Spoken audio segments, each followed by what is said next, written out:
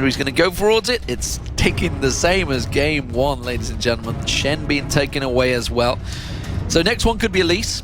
We'll see. We'll see. Are they going to stick with it? The thing is, during that game, it wasn't necessarily about the champions is why the Red lost. I mean, they did very well earlier on, but then they just kind of lost control of the game. They just couldn't handle Gambit's aggressiveness, you know, handling, getting caught out of Dragon, losing 4 people in that one. They need to just kind of step it up, play a little bit better, play a little bit smarter, but as you're saying, we're seeing the bans continue. Nidalee now, maybe? Will it be Nidalee? Or will actually Alex fancy playing Nidalee? Maybe. This is where they could switch up. Nidalee and Lucian were the final 2 bans. Lucian was the ban for Gambit last time around. Maybe they just don't want to face that. Maybe Genja just doesn't like that style of play. He did change his play. I mean, he went Bloodthirst to Phantom Dancer. That's something we've not seen from Genja at all. Yeah, he used to like build it on his Kog'Maw, because obviously you want to build attack speed on a Kog'Maw, but you know, on his Misfortunes, on his Varuses, even on his Ashe with that tier build.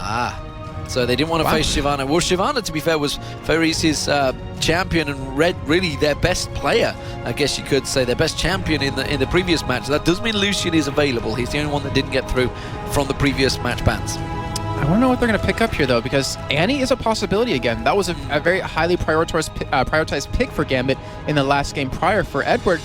Then again, I kind of want to see him on Thresh, you know? I'm feeling this Thresh King. I want to see if he's returned to his state here. I wonder if Darian's just going to say, screw you guys, I'm taking Renekton. Lucian currently hovered over. Jack's also out there as well, don't forget. We saw him in game 1. Banned out in game 1, actually, of the NIP game, and picked in game 2 of the NIP game as well. So he does go with Lucian, though. So that it was banned in game 1. So this time around, they're thinking, okay, it was Gambit that actually banned it as well. So they are... It's going to be Genja. Could be Alex Ich now. This really scares me, though. Last time they tried to take the Korean meta and just exactly copy it was the Curse the Sad Bullet time back in Katowice. That didn't work at all. It just completely failed for their part. So are they going to try to go for that again with the double AD composition like we've been seeing in OGN currently? I don't think it's really copying the Korean meta. I think it's just a case of everyone's meta right now is Lucian. I mean, you can look at all the amateur tournaments that have been happening around Europe, and pretty much everybody is playing Lucian. He is a champion that is effectively dominating solo queue. And the burst and the range, I mean, off of his Q, it's really hard to... It's a safe champion to play. It's a good range champion. We are going to see once again, looks like Nixar wants to be back on towards Jinx, so it seems to work for him. And again, the same support for Dimonko. Yeah, I mean, they didn't do terrible at all. They even got a kill onto Edwards, so they actually were up 1-0 in the lanes together. Oh, please let that be a Rengar. I think Darian was, in my head, the first person to actually play Rengar when he came out in a tournament that Joe and I were casting was like a qualifier for something. And Rengar is kind of back as well. It's starting to be played quite a lot more often, but Renekton is such a strong champion right now that I don't think Darian can see past that one. And again, we're going to see Diamond Prox just picking in Vio. It's going to be quite happy on that one, and it's a champion that we saw. I think I was talking about, it was Bengi, wasn't it, that we played it quite a bit. You're mentioning that. And trying to think back to the Worlds, who was heavily playing Vi quite a lot. Didn't actually make massive impact, I guess, in the Tournament of Worlds, from what I can think of. I'm pretty sure Bengi played it a few times. Certainly back in the OGN summer, it was the champion he played in the finals. Monte Cristo will have to correct me if I'm wrong on that one, but it's a possibility. We are going to see Orianna, though, taken away from Alex Ich, although I'm not sure he wanted it this time around. Yeah, I mean, if you have Lucian available, they banned it out last time, like you said, so if it's up, why not take it for potentially the mid? What are you oohing about? We could have a double AD come out here. We could see Caitlyn picked up by Genja. Yeah, that's what I was expecting. If we did see Lucian use middle, we would most likely see maybe another AD, well, obviously another AD carry, and go for that double AD composition. That's what I'm kind of scared for, is can they copy what Korea's been doing and use it effectively? Because they couldn't do that during the Curse of Sad Bullet time era. But maybe they've been working on that. I mean, we know they've been practicing for about 2 weeks now. They haven't been boot camping, but they've been practicing, which is really good to see. They need to get, their synergy back with Edward being here in the team. But I don't know, maybe they will go that double AD composition. Yeah, ever since it was announced he rejoined, he was back practicing. And I'm interested to see who they've actually practiced with, because speaking to Deficio early on, he was saying like it's really hard to practice right now. You can only really practice with the amateur teams, because a lot of the LCS pro teams simply aren't playing at the moment. They've been taking that break. The ones that have already qualified, they're just starting to ramp up now, because obviously they're building up to the Battle of the Atlantic that will be coming in a couple of weeks' time, which could be fantastic. I think Eddie's playing with our hearts there. It's because Annie is still available, and I'd be surprised if they actually go with anything but Annie. I would absolutely love to see Ziggs from Alex Ich. It's one of my favorite champions, but If you've seen the one for all lately on the current pulling patch, my heartstrings right now. They don't want to do that. Oh, but if you've seen toying with me. the latest patch with the one for all, 5 Ziggs is probably one of the most fun compositions that you can go with. It's so much fun. I was told 5 Nidalis is I will say Quick Shot Jonah had played that, and it was hilarious. Just spears everywhere. But we will see the Ziggs locked in, so you're going to be able to see him. I know he's one of your favorite champions, actually. You're so giddy right now. You're so excited to see him. And then we're going to see Edward back on Sona, which was his support champion. No, he was forced to play it. Yeah. Look at every support. Look at every support that joined Gambit. What champion did they play? You know, Voidal played a lot of Sona. Darker forced to play a lot of Sona. Because Gambit are like, no, you're a support. You're playing Sona. He's OP. She's just so good. I mean, that crescendo, that 5x crescendo can be so deadly. Edward always lands those. And I know he wasn't a big fan of playing Sona quite a bit, but it's the champion we know him to play, and not to mention all those photoshops of him on a Sona body. Oh, yeah. It was. I have to bring that one out. I can't remember the name of the skin. It was I can't remember either. I really can't. I'm gonna look at Sona. I can tell you which one it is. That one right there. It's Maven of the Strings. That's the one. Muse Sona. Just you've seen the pictures, ladies and gentlemen. You can see them. Someone tweet them to hashtag IEM. It's the pictures of Eddie's face on Sona's body. Good stuff. So you see another pick in there. Let's forget what Seshwani wasn't expecting that one either. So again, this is another change around from the red, trying different things, trying out the Kennen up against the Renekton in the top lane. That's actually a champion combo that may work. It's something they may be able to counter the Renekton with, maybe slow him down a little bit, because Kennen will farm very well in that top lane. Yeah, and right now I'm worried about team fights, though. I mean, he can be controlled really well with the Vi, with the Renekton, and with the Sona, so he can't really do too much. But the Sejuani, I'm trying to think back. I know Snoopy played it back in Evil Geniuses in the summer split.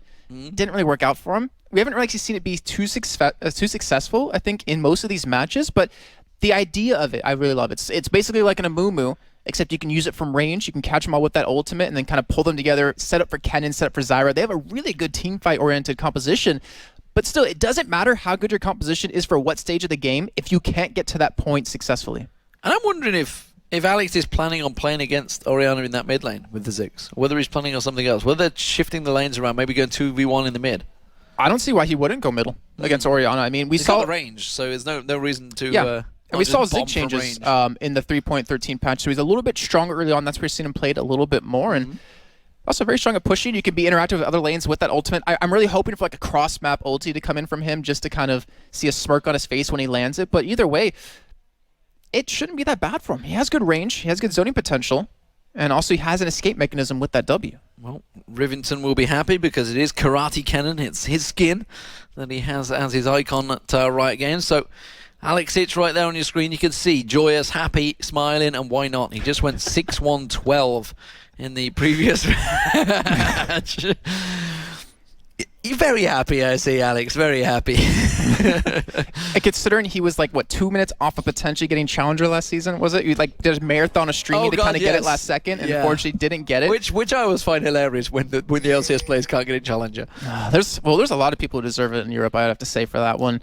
And Dimashka, it's the Russian skin, isn't it? He's using the skin that was made for the launch event in Russia, and it's an awesome skin, I have to say. The red effects on it are really, really amazing. Yeah, so here it is, ladies and gentlemen. Game 2 of the Intel Extreme Masters in Cologne. It is the Pro Tournament Gambit up against the red. The first of many matches. Of course, coming up after this will be Counter Logic Gaming up against Team Quality. Genja, sidestepping away from the Shuriken there. Does manage to catch one basic attack, but didn't get caught by the targeted spell. They do realize there is a 4-member team in there. This is actually a lot of pings coming out here, and Gambit may well get caught out of position because Red are continuing to push forward. They've just gone to get the ward placements down, and Wise they are stepping away in the right direction. And we also can't forget that Ziggs does have an ability to check bushes. He can't see what's in there, but he can know if something's in there, as you see Demonka just try to dodge away.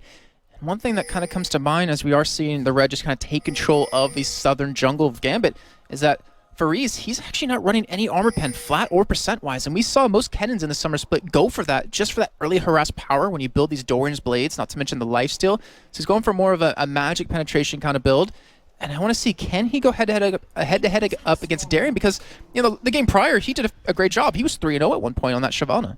He was 3-0, but It was Darian. Darian has a tendency to either... What are you trying to say? No, the thing with Darian, he'll either be absolutely godlike or he'll feed a little. And generally, it's feed a little. But when he does go godlike, it's pretty damn scary. And this may be the game. He was up against Shyvana. Shyvana is a strong champion currently in 3.13. Pretty much everybody is playing it or banning it so far. So, blue buff start for Gambit. That's going to be Diamond Prox taking that one away. And red buff start for Dimashka on Seshwani, the Russian Seshwani, the Russian bear Seshwani. I think that's the exact name of it. I'm not too sure. But nevertheless, it is the red buff start.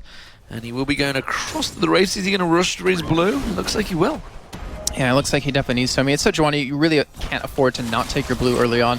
As you get the extra mana, you get the cooldown reduction, and you can really do well in your games, because what makes her so strong is your ability to just keep the other person slowed for so well, not to mention the damage you can really do behind that. But as we see early on, about 2.5 minutes in, a lot of trading coming down in this bottom lane, which we didn't see the red do last time. They were sitting back and letting Gambit take control of the lane. Yeah, there was a lot of respect I feel in game one for respecting Eddie on Annie, so making sure he kept away from that stun. But this time around, it is Gambit once again starting to put the pressure down on towards Nixar. Nixar taking a lot of damage from Genja early on here. Thought about going full on aggression. I was amazed I didn't see a flash ignite coming out from Eddie there. I thought he may well go for that one. One more shot from Genja could well have been enough to burn through it, despite the fact he had barrier available. I don't want to say it too much, but that was just a blatant mistake by Nixar and Demonko in the bottom lane. I mean, they realized that they were going to, or Gambit was going to hit level 2 before them. They didn't try to counter push to hit their 2 at the same time, and because of that, they just pushed him out of lane. Jinx doesn't really have a great escape mechanism, and from that, they get punished.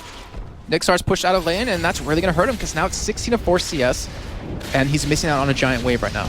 Yeah, just brute force bullied them away from that lane. So good timing, good knowledge, game knowledge from Gambit, Eddie, and Genja. You see the stats along that bottom lane there. 21 CS, Annie in game one. Picked up those 5 kills, got the double if you remember down at the Tribush. We'll see whether he does similar with Sona. He's famed somewhat for being the scumbag along with Crepo for taking those last hits just when maybe they should have gone to the AD carry. I'm actually surprised. Is that it? Just 21? I mean, I was expecting like 40 or 50 on him.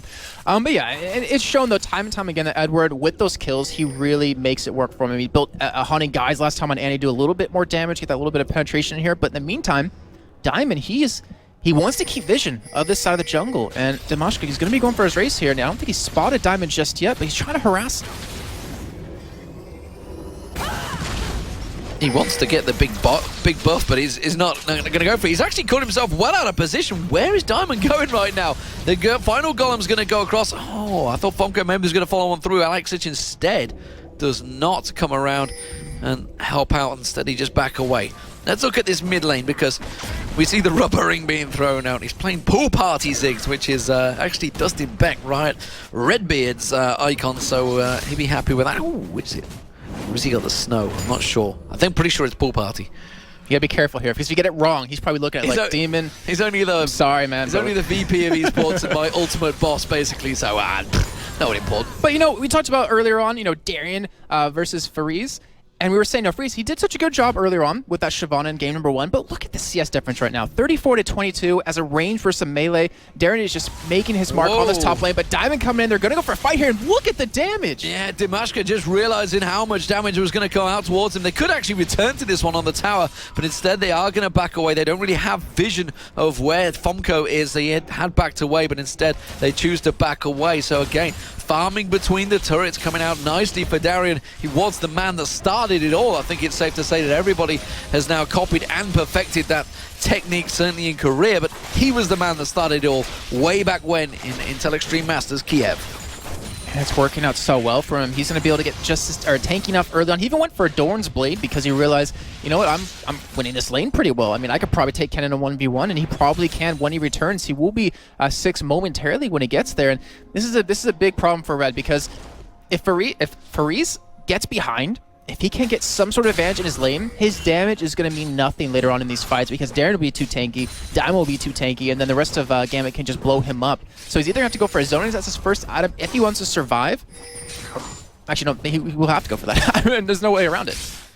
Well, we are seeing the challenge coming out from Alex. It's going to go for that Athene's and Holy Grail early on. Needs that mana in there, looking to come around, and looks like he's going to ward up the blue. Is he going to ward up any coverage across there? He's just going to take a wander. He's going straight down towards the bottom. Now he's going to put the wards for the blue. That's actually a ward position. I'm not too sure whether he'll be able to do it 3.14. I haven't even had a chance to play the thing because, well, what's the point in looking at a patch that I'm not going to be covering for a while? As it stands, the balloons continue to get thrown out, or the bombs, whatever you'd like to call them. They are water balloons, as far as I'm concerned, in this match. However, look at the bottom. Dimonko going to get caught out. The Ignite's there. That's going to be enough. It's Eddie that's going to get first blood. And who else would get that on Gambit either way? And we do see Nixar's not going to live. Assault and Battery flashed away from, but it's not going to be enough. Genja picks up the second kill, and that surely will be the bottom turret as well. And look at this. Diamond is level 6 when Nixar and Dimonko are level 4. And that all stems from what happened earlier on with Gambit rushing level 2, pushing Nixar to lane right away, so he had to return, missing a huge wave of CS. Because of that, they have a giant level advantage. They're going to be 6 before they're even 5 right now, and this just means something's got to happen.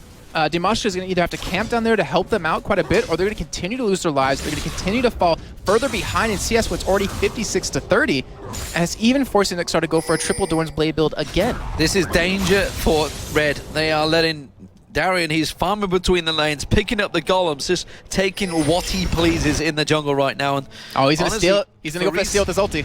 He's going to try and see if that bomb will land. You can see. Oh, he's going to get it too. Well, he's going to have to time it very well. He's got it. No, he didn't quite get it. No. Fomko got it. Good time. Luckily for Red, they could see that coming, though. So they're like, all right, take it right away because we don't want to lose it. And that's what the word was for Alex. He wanted to steal it away. It would allow Diamond to get blue. It would allow his ultimate to be on a quicker cooldown so you can constantly gank. Either way, Darian stealing red buff at the same time. Taking away the red, and you know, just as he saw the jungler, so it's simple mechanics. It's like your jungler can only be in one place at once. If he's busy trying to keep that blue buff taken away, well, you're going to lose your red because Darian, this big crocodile, is going to come around, and Faris is going to get caught down. There's the stun. He's in all sorts of trouble. It's another clean kill for Darian. And that was a great job. I mean, taking the red and rotating right after that with Diamond towards the top side to pick up pretty much a free kill. You do see the Crescendo come in. Crescendo goes down, but is it going to be enough? I don't think it will be this time around. They're going to keep focusing on towards Nixar. Nixar taking a lot of damage. Dimonko trying his best to give him away. There's going to be the culling. Is it going to be enough? I'm not too sure. Nixar might turn this one back around. One more shot towards Genja should be enough. Has he got the Super Mega Death Rocket available? No, because he's still level 5. And that... I can hear the crowd laughing at that one. Yeah, he's level 5, and he's not even halfway to level 6 just yet, but a great trade overall. Genja will be able to lifesteal most of this back here. He better get it quick because he's about to hit 6, and the moment he hits 6, he's going to be firing that bad boy off. But I'm not too sure whether it's going to be enough. No, the heals coming out from Eddie desperately. He's low on mana, but he's popping out those heals as quick as he can.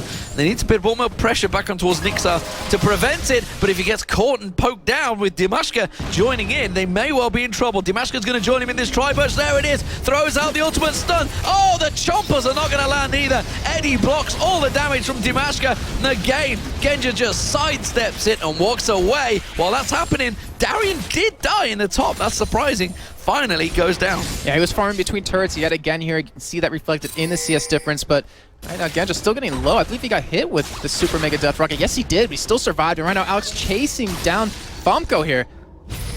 Oh, the Ignite comes in. One more. No, he's flashed out of it. One more balloon. No, tries to throw it out. Alex just goes too deep. Dimashq picks it up and Fomko survives. And more importantly, Dimashq gets blue buff on top of that, so it's going to help him out quite a bit. He already used that ultimate, though, so it won't have the reduced cooldown. But right now, with Gambit getting a little bit cocky, Red were able to take advantage of it, pick up 2 kills for themselves, take this goal difference to only about 2.4 thousand.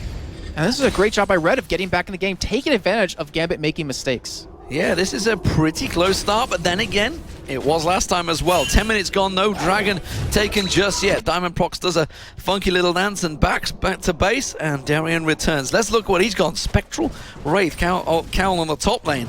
Interesting. That's because we see already, obviously, the magic damage from Faris. He's already gone for those Sorcerer's Boots, so he's countering what he's up against in lane. Yeah, that item, it's pretty standard on a Renekton, too. You build that into it's such a strong item. Honestly, it works on any champion. And you build it into a Visage, which directly helps Renekton when you already get health from your Q.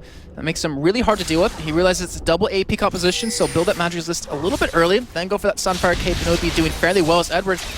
Taking a little bit of damage bottom, but Genja's here to support him. We do see also Diamond lingering around that mid lane, whether he's going to go across towards Fomko. I feel they may well try and get revenge. They realize the flash is not available. Instead, he's going to pass by a ward heading down to the bottom. That's going to give prior warning. Darian once again between those lanes.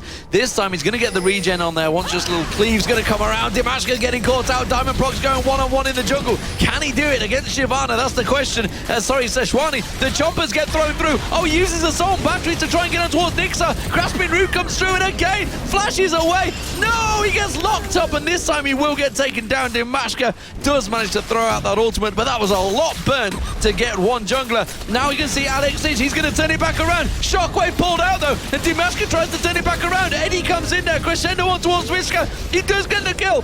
Now we get on towards Dimonko. Dimonko gets locked up. I can't keep up with the action because he's back and forward. But finally, Gambit do pick up the kill. The kill indeed, Demon. Very true, as he was able to pick that one up. Again, taking advantage of Gambit and their mistakes, taking advantage of Diamond and his aggression to turn that around and pick up a kill. Now, Edward, he wants to go for something here. He has double buffs. He potentially could do it. Eddie continues around. He's in the enemy jungle trying to go for kills on Nixa. Nixa's the AD carry. What are you doing, Eddie? Get back into lane. You're meant to be the support. You're not an AD carry. Fomko forced to back away from Diamond Prox in the mid lane. It's a back and forth crazy action match. Darian's cleaning out the raids now. He's just going where he pleases, as is Dimashka. This is a crazy, crazy match. 5-4 in kills. It is a 3,000 gold lead for Gambit, but right now the Red are starting to push them. Yeah, they are, and they're trying to take all these little wins that they keep getting throughout this game and just kind of accumulate it into a big advantage, which they just haven't been able to do so far. But it is still signs of life. They were able to really, accumulate something, and that's what really counts right now. And the thing is, Dragon hasn't been taking this game, man, which is a little bit odd, considering we're 13 minutes in, but it kind of shows that both teams really hesitant.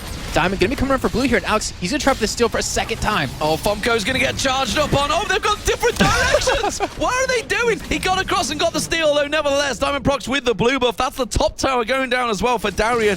So Gambit suddenly turning around. A couple of advantages in their favor.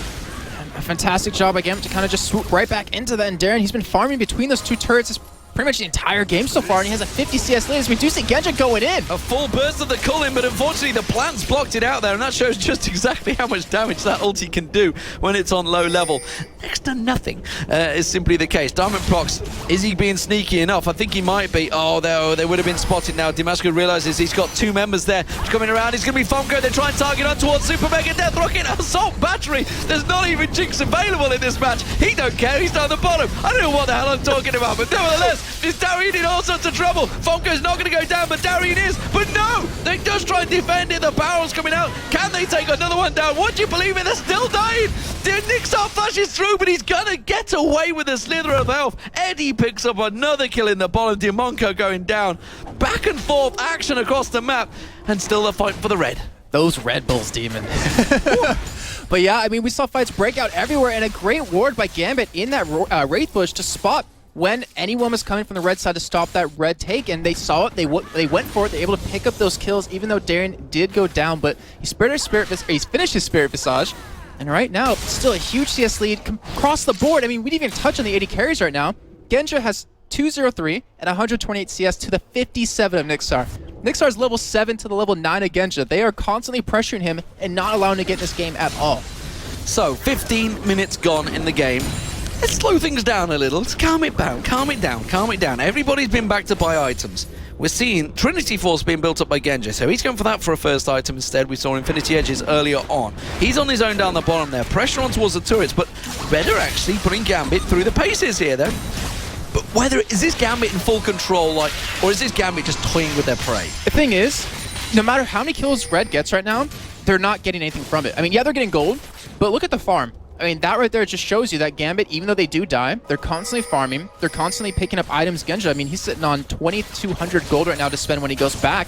And it's really applying a lot of pressure to the Red. But right now, you see the potential of a three-man gank in this bottom lane as Sejuani is coming down, but Dimashka, he's going to be spotting Diamond here in a second. This could be bad times. They know that Dimonko is there. He's waiting around. Dimashka's going to get caught out on. Diamond goes in, tries to dash away. Has he got a Assault Battery available? He did, but he didn't go for it. Had no vision instead of the Dragon Pit, and will work his way down to the bottom, but the ward will spot them out, and they realize and back up once again. So no craziness going to happen right now. Gambit continue to push the pressure though, and look at this. We've had a change around in the top lane. Fomko caught out. Shockwave used. He should be safe. No, he won't, because the flash from Darian Darian may close the distance. He's going to have Slice and Dice available in a minute. He's taking a lot of damage. Fonko just about using the defensive ball. Turns it back around. Wow! Darian manages to get the kill in the end. Faris is going to come and clean up, though. That will be an easy pickup for him. But that was aggressive stuff from Darian. I think Gambit are just having fun.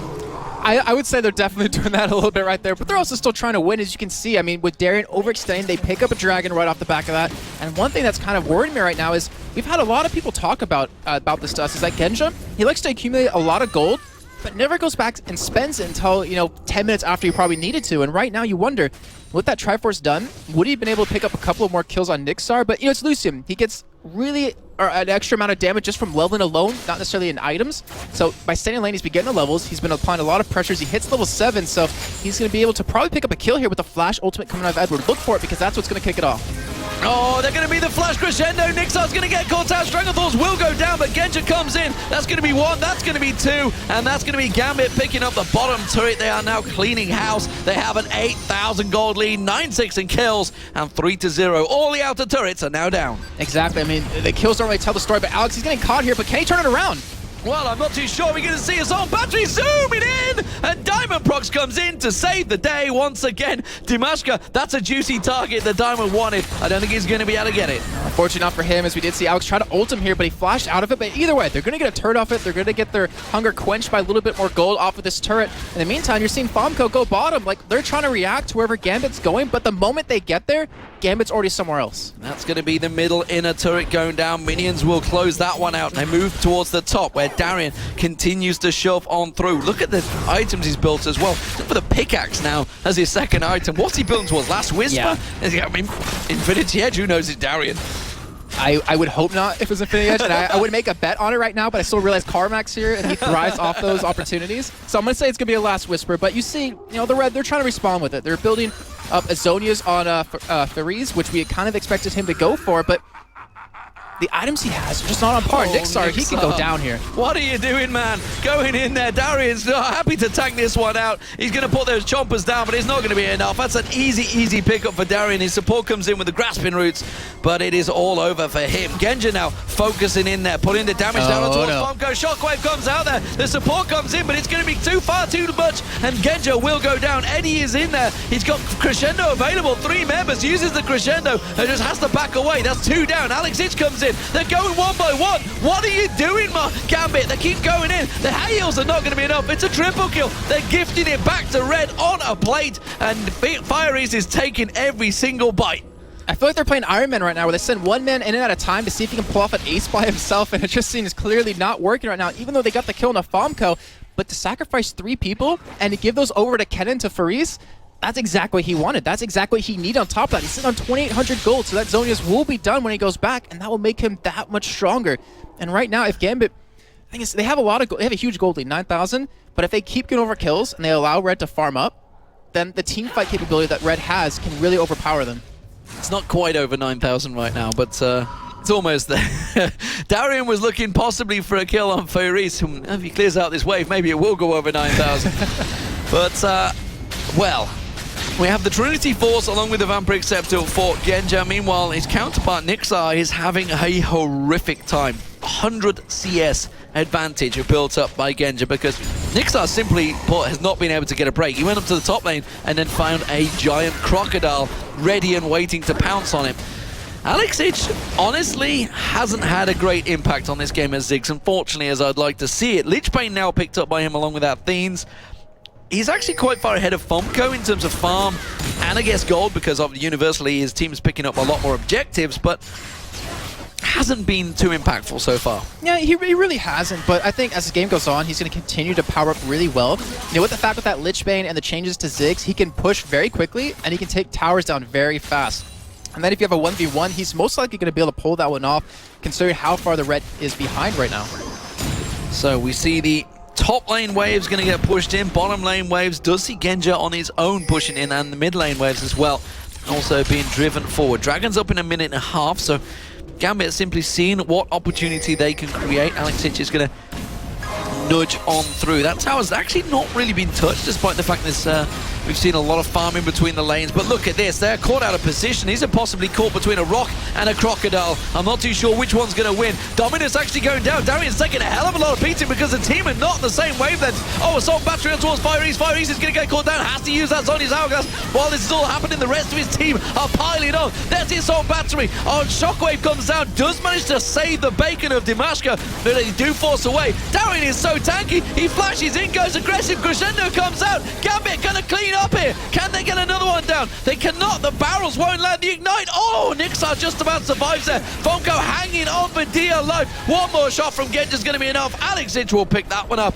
and that is a 3-for-1 and a turret for Gambit. And the thing is, that could have been a great fight for Red, but they're just so far behind in gold, so far behind in items. The Monko Stranglethorns that came out, zoned out 3 members of Gambit. It allowed them to deal with Darian and deal with Diamond in this pretty much 4 or 5 on 2, but they just didn't have the damage to kill them. If they had maybe 5,000-6,000 gold more in their pockets, they could have killed them and then just completely gone through the rest of that fight, taking it very easily. But this is just Gambit kind of showing it that we're going to overpower you even if it's a bad fight for us. Well, Genja shoving the wave with the culling in the mid. That's going to pile on the minions on towards that inhibitor turret. Do the itty-witty bit of damage on towards it, but as it stands right now, it is Gambit in full control. 15-11. That's 11,000 gold lead as well, and 5-0. Red still yet to get even close to taking down one of those turrets. And Dragon, I can't remember if it's even been taken once this game. I think maybe once by Gambit, yeah, but Gambit that's took just it about once, it. I think they realize, you know what, we don't even need these objectives. We're having a good time picking up kills, picking up farm. And right now I'm trying to think, what can the Red do to get back in this? And they're trying to, with all the wards they have down in their jungle, they need to see where Gambit's coming from so they could potentially pick up 1 kill, you know, in a 5-on-1. But even at this point, Gambit's staying so grouped that it doesn't even matter. Crescendo goes down, Dimashka does get caught out, and that is going to be an easy kill once again. Even the bombs coming down. Diamond Prox wants to carry on here. Chompers were getting thrown down, so they're going to keep them back as well as spotting out that ward, but they're even going to take the Wraith away, the large Wraith. Oh, look at this. Eddie going one-on-one with Fonko. There he is. He's going to dive across Fire East. He's the only man that's really picking up kills right now, but he is being targeted. Alex Itch takes him down. Darian just getting in amongst the whole team. Demonko has to flash away. It leaves Fonko all alone. He gets sliced and diced. Darian coming back on towards it. The Ignite's going to be enough, and Darian is on fire. And like a badass, you walk away once you know they're going to die with that Ignite. They're going to go for a push on this inhibitor turret. They're going to probably get it here as well. Right now, Gambit, they're pretty much looking to close out this game. And with how strong they are, with how tanky they are, with how much damage they have, there's no reason for them to keep going in this game. There's no reason to come drag it out even further. No, they're going to keep on driving on through. They see the blue buff being picked up, the culling being picked up, a stun from Dimashka, just trying to be as much as they can to keep him away. Darian, being the boss that he is, continues to just drive them forward while the rest of the team take down the inhibitor turret. Inhibitor will follow. Everybody respawning on the red, so expect Gambit to step away the moment they take this one down. Or do unless they can pick up a kill maybe en route. And they don't have the inhibitor down just yet, but they're continuing to fight. Oh, Nixar's going to get second so low. Is it going to be enough? Yes, it is. Alex Itch takes him down. Inhibitor follows. Gambit may just follow on through. And they're going to continue fighting here. I mean, they really have no reason to back just yet. We have the Chalice done on Edward so he can keep his team healthy, keep healing him up as much as possible. Ultimates are coming up here very soon for a lot of members, and they're just biding their time till minions get here. Darian is dancing and laughing on the floor there and keeping the full-on taunts going on towards the red. I'm sure there's probably a little bit of banter between these teams. I'm actually looking at chat. There's nothing being said in-game, but you know, 2 Russian teams, when they face off against each other, there's going to be a little bit of banter. How do you know what they're there, saying in chat? Demon learned Russian without telling anyone. Well, you never know. You never know. I have secret powers. Russian is not one of them. Oh, Gambit. Oh, no. Red, if they push any further, they're going to get caught out here, and they may well do that just in case. They can see the grasping roots on towards Darian will slow him down, but he is an absolute beast in front line for Gambit in this match. Still just dancing away. I mean, they realize how far they are ahead right now. 15.2 thousand gold lead. No need for Baron as well. With the inhibitor being down, they can just wait for super minions to push just like last game and push another lane down, especially with that Lich ban. And Alex even using his ultimate in the top lane to clear the wave. The culling going down. That's going to be slice and dice. Demonko's going to get caught down. He's going to get single-handedly targeted. Is it going to be enough, though? Fire East pops in with his ultimate, tries to take him down the moment that Zhonya's hourglass works off. Diamond Prox is in there. Crescendo use, catching on towards 2-3 members. Bonko's going to get caught out. Ignite will be enough to take him down. Dimashka just off the side. He's going to go down to Alex as well. Nixar's the next focus target. Darian's going to try and get a stun on towards him. Diamond Prox closes out on towards Fireys. That's going to be the mid lane completely decimated. It's a 3-for-0 fight once again for Gambit, showing they are in full control. And honestly, this is the Gambit we know and love. They are toying with their prey, they are having fun, and they are enjoying League of Legends. And look what Edward picked up at the last second. Magi Soul Stealer not going to give him any stacks here. Either way, Gambit going to clean this one up here, and they're going to advance on into the next round. Yeah, so Cloud9 await them in the next match. That will be tomorrow morning, I believe. That will be happening. So what a match you guys want to see. I know we saw Fnatic versus Cloud9 at the World Finals in Los Angeles just last month. This time around, we're going to see Gambit versus Cloud9. It's a 2-0 victory here at the Intel Extreme Masters in Cologne over the Red. And so I really want to give a lot of credit to the Red. I mean, they didn't give up at all. You realize how far they were behind. They kept trying to work on their strategies. They kept trying to catch Gambit out. It just didn't matter. The gold lead was just too heavily in favor of Gambit. And honestly, they're probably going against the team they look up to. You know, in Russia, being Gambit Gaming, the Russian powerhouse that we always call them, to be able to play against them, to be able to go head-to-head in the first, 5 to 10 minutes, it's got to be honestly an honor for them. I'm pretty sure when they traveled here, they were fairly certain of the result. But like you say, it's good to play against them. This is one of the top teams in Europe. You know, they get to play against one of the most experienced teams, certainly in their own country, which they actually don't get a chance to play them too often. But Gambit, I guess you could say, probably one of the most successful European teams out there, because they've won more than most in terms of they've got third place joint with CLG EU as they were back then, which Fnatic have also matched. So everybody in Europe so far, the top 3 have done that. But think of all the Intel Extreme Masters they won. They won 6 of the 7 visits, including the Intel Extreme Masters World Championships back in 2011. And if they can get their name on the cup again, they'll be very happy, because that's the tournament that they enjoy winning. Yeah, I mean, that's what got them started. The Intel Extreme Masters, like you said, in Kiev. It's like what pulled the team together. It's what began. This is their tournament. This is their grassroots tournament. And like you mentioned, the Red. Who knew Moscow 5 when they came into that tournament? Nobody knew them. And they just swept everyone aside, including the likes of TSM Dignitas that were there. Nevertheless, we are going to go through to Joe and Crepo, who will be taking us through the analysis. I'm not too sure how exactly.